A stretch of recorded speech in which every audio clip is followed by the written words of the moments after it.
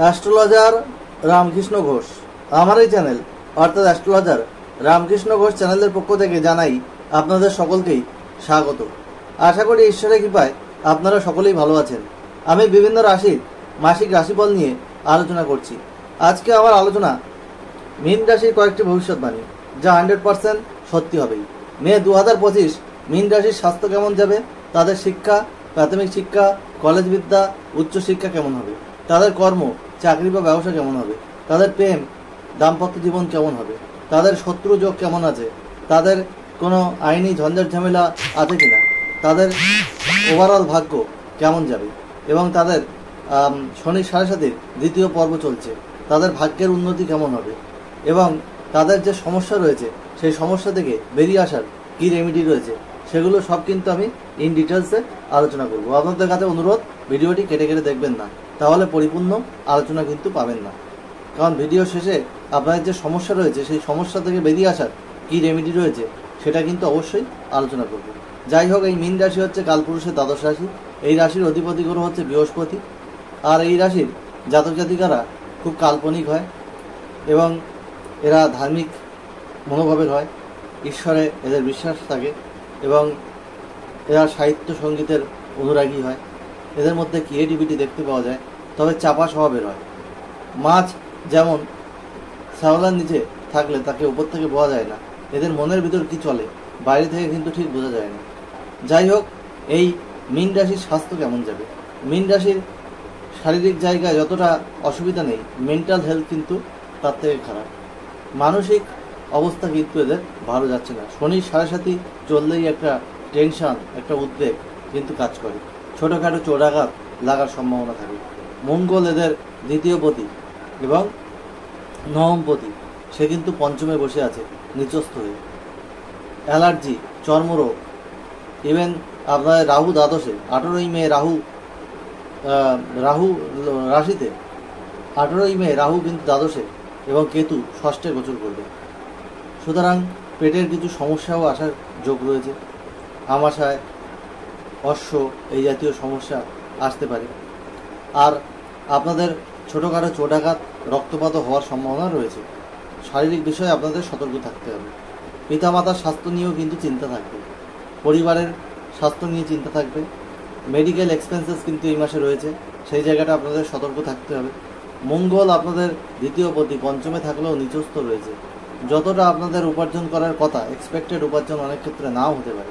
এবং দ্বাদশে রাহু 18ই মে আসছে, ফলে ব্যয়ও কিন্তু বেশি হবে। শনি 7.5 এমনিতে ব্যয় বেশি হয়। আর এই সময় কাউকে টাকা দেওয়া বা কারো থেকে টাকা নেওয়া এই জিনিসটা করবেন না, তাহলে কিন্তু আপনাদের সমস্যা হতে পারে। সেই ঋণ মেটাতে বা আপনি কাউকে টাকা দিলেন সেই টাকা আদায় না হওয়া, এই জাতীয় সমস্যা কিন্তু এই 7.5 সময় হয়। এবং না বুঝে শুনে কোনো ইনভেস্টমেন্ট করবেন না, তাহলে কিন্তু সেটা ঠকে যেতে পারেন সেখান থেকে। বিশ্বস্ত লোক ছাড়া কাউকে কিন্তু টাকা দেবেন না, তাহলে আপনাদের ঠকতে হবে। আর এডুকেশনের ক্ষেত্রে বলবো, আপনাদের চতুর্থ পতি হচ্ছে বুধ, সে হচ্ছে রাশিতে নিচস্থ রয়েছে। 7ই মে সে দ্বিতীয় গোচর করবে। 7ই মের পরে আপনাদের বিদ্যার জায়গায় উন্নতি হচ্ছে। 15ই মের পর বৃহস্পতি আপনাদের চতুর্থে গোচর করবে, সেক্ষেত্রে বিদ্যার জায়গায় উন্নতি হচ্ছে। কিন্তু 7.5 চলাকালীন আপনাদের মধ্যে একটা টেনশন থাকবে, মাথা গরম হওয়ার প্রবণতা থাকবে। পঞ্চমে মঙ্গল রয়েছে, হঠকারী সিদ্ধান্ত নেওয়ার থাকবে। হুটহাট করে কোনো এডুকেশনের ক্ষেত্রে বা কোনো কোর্স করার ক্ষেত্রে ডিসিশান না নেওয়াই ভালো। বুঝে শুনে কিন্তু আপনাদের ডিসিশান নিতে হবে, কারণ আপনারা ডিসিশনহীনতায় কিন্তু ভুগবেন। রবি আপনাদের রাশি দ্বিতীয় রয়েছে, অর্থ ইনকাম হলেও কিন্তু খরচ হবে। তাই পড়াশুনোর জায়গায় কিন্তু আপনাদের দেখা যাচ্ছে মনোসংযোগ বাড়াতে হবে, পরিশ্রমী হতে হবে, তবেই কিন্তু আপনাদের সেই জায়গাটা ভালো হবে। এবং 15ই মাসের দ্বিতীয়ার্ধে বিদ্যার জায়গায় আপনাদের উন্নতি হবে, এটুকু বলা যায়। এবং আপনাদের নবমপতি মঙ্গল পঞ্চমে নিচস্থ রয়েছে। বিদ্যা উচ্চশিক্ষার ক্ষেত্রেও আপনাদের সফলতা ধীরে ধীরে আসবে। আগে যে সমস্যা হচ্ছিল সেই জায়গা থেকে অনেকটা বেরিয়ে কিন্তু আসতে পারবে। আপনারা পরিশ্রম করুন, আপনারা কনসেন্ট্রেট করুন, তাহলে আপনাদের সব জায়গায় ডেভেলপমেন্ট হবে। এরপরে আমি আসবো আপনাদের প্রেম ক্ষেত্রে। আপনাদের পঞ্চম পতি কিন্তু চন্দ্র, সে 2 দিন 6 ঘন্টা অন্তর রাশি পরিবর্তন করে। পঞ্চমে আপনাদের নবমপতি মঙ্গল রয়েছে এবং মঙ্গল আপনাদের নিচস্থ অবস্থায় রয়েছে, যার জন্যে আপনাদের কি হবে, মঙ্গল নিচস্থ থাকার জন্য আপনাদের কিছু সমস্যা প্রেমের ক্ষেত্রে হবে, হঠকারী সিদ্ধান্ত হবে, পার্টনারে মাথা গরম হয়ে যাবে, আপনারও মাথা গরম হয়ে যাবে, ফলে একটা মিসআন্ডারস্ট্যান্ডিং হতে পারে। নিজেদের মধ্যে বোঝাপড়া করে নিতে হবে। ছোটোখাটো ট্যুর ট্রাভেল আপনারা করতে পারেন। একে অপরকে গুরুত্বপূর্ণ সময় দিন, কম্প্রোমাইজ করে চলুন, অ্যাডজাস্টমেন্ট করে চলুন, না হলে কিন্তু প্রেম সম্পর্ক টিকবে না। প্রেমের জায়গায় কিছু সমস্যা কিন্তু দেখা যাবে, কিন্তু একে অপরের প্রতি কিন্তু আবেগ, ইমোশান এগুলো খুব বেশি থাকবে। যাই হোক, এরপরে আমি আসবো আপনাদের বিবাহিত জীবনের ক্ষেত্রে। আপনাদের সপ্তম পতি আপনাদের হচ্ছে সপ্তমপতিও বুধ, সে কিন্তু রাশিতে নিচস্থ। 7ই মে সে আপনাদের দ্বিতীয় গোচর করবে। বিবাহিত জীবনে যে সমস্যা হচ্ছিল, 18ই মের পর রাহু আপনাদের সরে যাচ্ছে দ্বাদশে। বিবাহিত জীবনের সমস্যা আগের থেকে কমবে। আপনারা অনেকটা নিজেদের মধ্যে বোঝাপড়া করে একটা আন্ডারস্ট্যান্ডিংয়ে আসতে পারবেন। যাদের ল লিটিগেশন এইসব চলছিল, সেই সব জায়গা থেকে আপনারা অনেকটা বেরিয়ে আসতে পারবেন। সেই জায়গাটায় আপনারা সাফল্য পেতে পারেন, সেই রকম যোগও কিন্তু রয়েছে। তবে প্রপার্টি রিলেটেড কোনো ডিসিশান এই মাসে না নেওয়াই ভালো। জমি বাড়ি কেনা বেচা এই জাতীয় কোনো ডিল এই মাসে না করা ভালো, কারণ মঙ্গল নিচস্থ রয়েছে। কিছু সমস্যা কিন্তু আপনাদের আসতে পারে। তাছাড়া শনির 7.5 একেবারে দ্বিতীয় ফেজ চলছে, রাশিতে শনি। কিছু সমস্যা কিন্তু আপনাদের কম বেশি ভোগ করতে হবে। অশুভ গ্রহের দশা অন্তর্দশা চললে, শুভ গ্রহের দশা অন্তর্দশা চললে এই আপনাদের কিন্তু অনেক কম ভোগ করতে হবে, শুভ ফলই আপনারা বেশি পাবেন। যাই হোক, বিবাহিত জীবনের ক্ষেত্রে আপনাদের আন্ডারস্ট্যান্ডিং কিন্তু দরকার রয়েছে, না হলে আপনাদের কিছু সমস্যা কিন্তু আসবে। আগের থেকে সমস্যা কমবে, তবে হঠকারী সিদ্ধান্ত নেবেন না, অ্যাডজাস্টমেন্ট করে চলুন। অবশ্যই বিবাহিত সম্পর্ক ভালো হবে। এরপরে আপনাদের আমি আসবো চাকরির ক্ষেত্রে। আপনাদের কর্মপতি বৃহস্পতি, সে তৃতীয় আছে। কর্মের জায়গায় কিছু ডিসস্যাটিসফ্যাকশন আসছিল, এবার কেন্দ্রে গোচর করবে। কর্মের জায়গা আগের থেকে বেটার হবে, কিন্তু চাপ থাকবে, প্রেশার থাকবে, সেগুলো আগে আপনাকে মেনে নিতে হবে। কর্ম পরিবর্তনের কথা চেষ্টা করছেন, যদি ভালো কিছু কর্ম পান তাহলে চেঞ্জ করবেন, কিন্তু বুঝে শুনে করবেন, না হলে সমস্যা হতে পারে। যারা কম্পিটিটিভ এক্সামের জন্য তৈরি হচ্ছেন, সরকারি এক্সামের জন্য তৈরি হচ্ছেন, তারা সচেষ্ট থাকুন। আপনাদের কিন্তু অপরচুনিটি আসবে এই মাসে। দ্বিতীয় আপনাদের রবি রয়েছে, শনির 7.5 মধ্যেও আপনারা যদি দশা অন্তর্দশা প্রত্যন্তদশা ভালো পান, তাহলে কিন্তু এটা কার্যকারী হবে, আমি বলতে পারি। আর যেটা দেখা যাচ্ছে আপনাদের ব্যবসার ক্ষেত্রে, একেবারে যে আপনারা সমস্যার মধ্যে ভুগছিলেন, ব্যবসা চলছিল না, আপনারা মাথা ঠান্ডা রেখে ব্যবসা চালান, প্রচেষ্টা করুন, একটু একটু করে আপনারা ইনভেস্টমেন্ট করুন ব্যবসায়।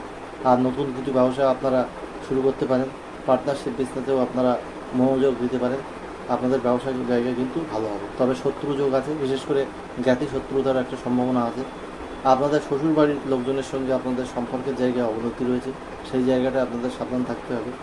মুখের কথার জন্য অনেকের সঙ্গে সম্পর্কের জায়গা নষ্ট হবে, বন্ধুদের জায়গার সমস্যা হবে, সেই জায়গাগুলো আপনাদের কিন্তু খেয়াল রাখতে হবে, আপনাদেরকে মেনে চলতে হবে, তাহলে কিন্তু আপনাদের অনেক জায়গা কিন্তু ভালো হবে। ভাগ্যের উন্নতির ক্ষেত্রে বলবো, নবমপতি আপনাদের পঞ্চমে নিচস্থ রয়েছে।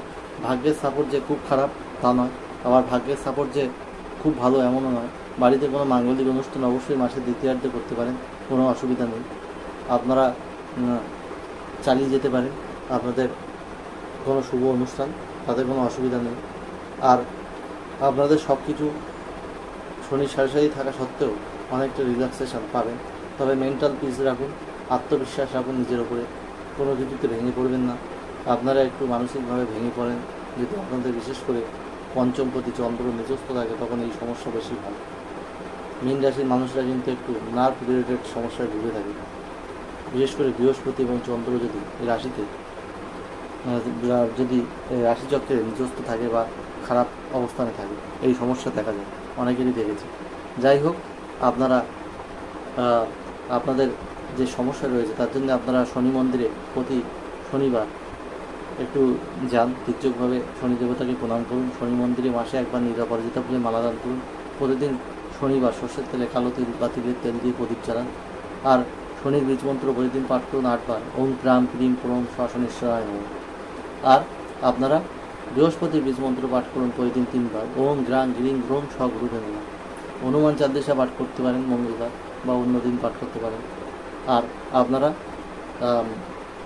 হনুমানজির পুজো দিতে পারেন। আর মঙ্গলের বীজ মন্ত্র পাঠ করুন প্রতিদিন 9 বার, ওম ক্রাং ক্রিং ক্রোম সব হোমায় নমঃ। আপনারা শুভ ফল পাবেন। হলুদ, সোনালি, আপনারা লাল, আপনারা ক্রিম এইসব রং বেশি ব্যবহার করুন, আপনাদের সফলতা অনেক বাড়বে। তবে নীল, আকাশি, কালো, ধূসর এইসব রং কম ব্যবহার করুন, সেটা আপনাদের জন্য কিন্তু মঙ্গলজনক হবে বলে আমি মনে করি। ভালো মন্দ মিলিয়ে জীবন। আপনাদের মীন রাশির কিছু নেগেটিভিটি রয়েছে, শনির সাথে চলছে, আবার কিছু পজিটিভিটি রয়েছে, ভালো মন্দ মিলিয়ে জীবন হবে। তবু আমি আশা করব মীন রাশি মে 2025 সুখ সমৃদ্ধি আনন্দে ভরে উঠুক এই মে 2025। এটাই আমার প্রার্থনা থাকবে। আবার খুব তাড়াতাড়ি নতুন আলোচনা নিয়ে আমি আপনাদের সামনে হাজির হব। আপনারা সবাই ভালো থাকুন, এটাই আজ এখানেই শেষ করছি।